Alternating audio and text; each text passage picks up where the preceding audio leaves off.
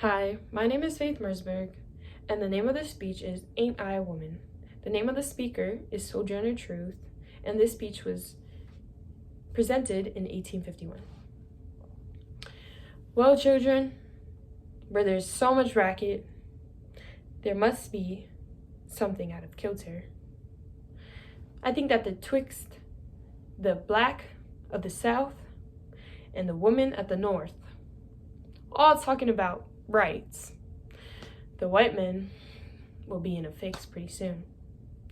But what's all this here talking about?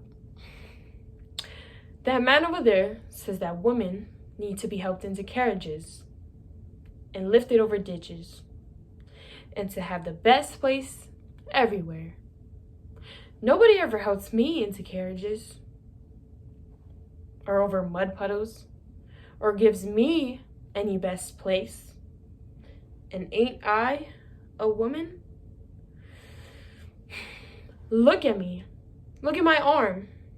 I have plowed and planted and gathered into barns, and no man could head me. And ain't I a woman? I could work as much and eat as much as a man when I could get it and bear the lash as well.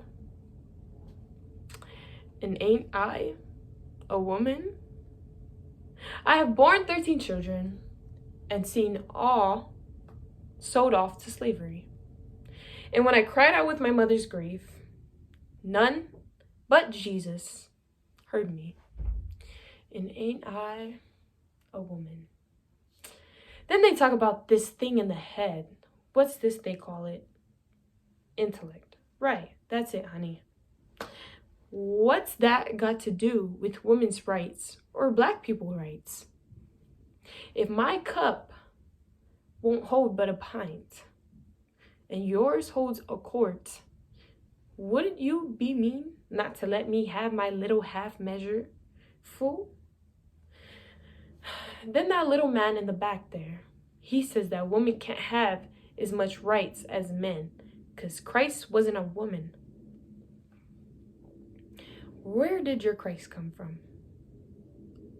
Where did your Christ come from? From God and a woman.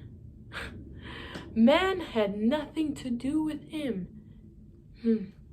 If the first woman God ever made was strong enough to turn the whole world upside down all alone, these women together ought to be able to turn it back and get it right side up again.